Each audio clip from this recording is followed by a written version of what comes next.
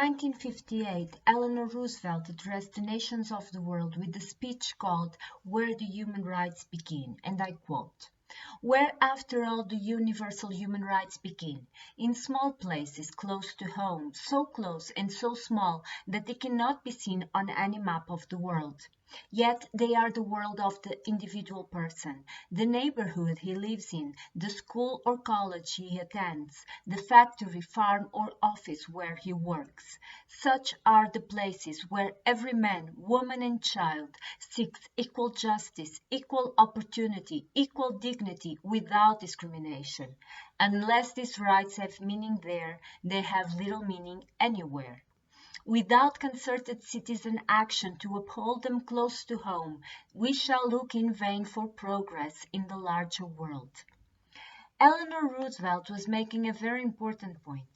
Although indispensable, it is not sufficient to have human rights written down in law, whether they are written down in international treaties, conventions, and other human rights instruments, constitutions, or national laws.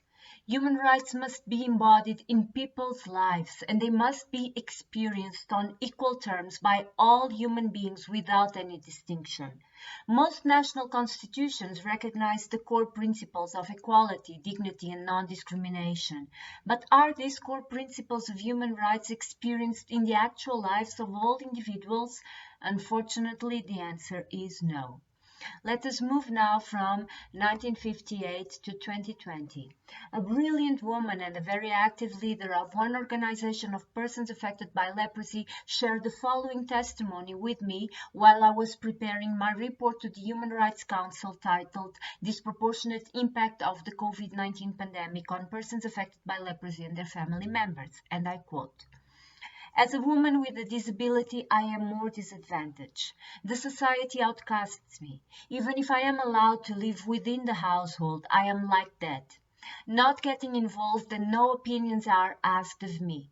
I got the disease in childhood. I was denied education. It was like a predestination because of the disease. I became dependent on my family, providing support within the household. But the household activities can be quite challenging. Things like fetching water can be very difficult because of my disability. I have been hiding inside the house, but men within the household take advantage of me. They intimidate me, and they also sexually abuse me. They think that people like me must accept that. Other members of our organization say that once they got the disease, their husbands blamed them and started beating them." This testimony, which is only one of too many similar to it, clearly shows that the promise of universality of human rights as provided for in the Universal Declaration of Human Rights has hardly been fulfilled for persons affected by leprosy. Persons affected by leprosy face multiple discrimination, meaning they are often discriminated against on various grounds, like leprosy, of course, but also gender, age, poverty, disability, sexuality, race. They also struggle with violence from the state and society and with interpersonal violence. Importantly, this woman whose testimony I quoted lives in a country that keeps in place laws that directly discriminate against people on the grounds of leprosy. But her life has also been shaped by substantive discrimination, that is, denial of opportunities on equal terms with other people. She could not study because of leprosy, and therefore she could not be autonomous and live independently, and became vulnerable to household abuses and violence.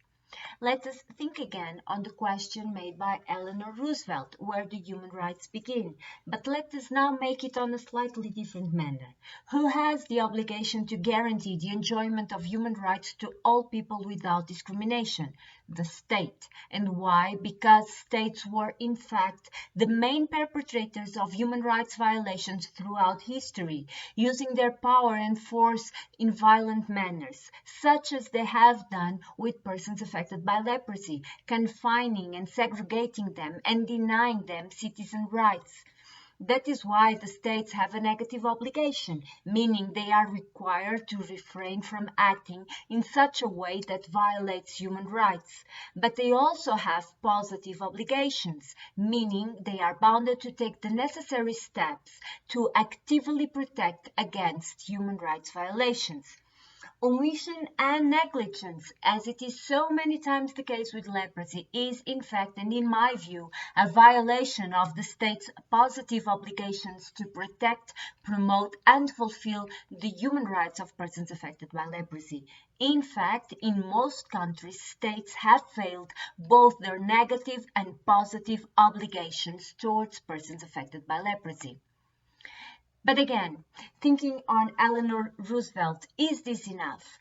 And more importantly, is this enough in the face of the total disruption of societies, weakening of multilateralism, and barriers faced by monitoring mechanisms that have been brought on by the pandemic? It is not. Also here, Eleanor Roosevelt gives us an important key to this paradox. We look for the state to enforce rights while we know that is hardly sufficient. When she says that without concerted citizen action to uphold human rights close to home, we shall look in vain for progress in the larger world. As citizens, we have the power to demand the passage of law in books into law in practice. But we need to believe in our own power to change narratives and systems. You don't need to be a lawyer, you don't need to be a celebrity, you don't need to have institutional power. What we need is to empower ourselves by joining hands and efforts with others who want to see human rights embodied in the lives of all individuals. Empowerment is a collective process, and so is systemic change. It is through organized collective action that we can bring the change we want to see in the world.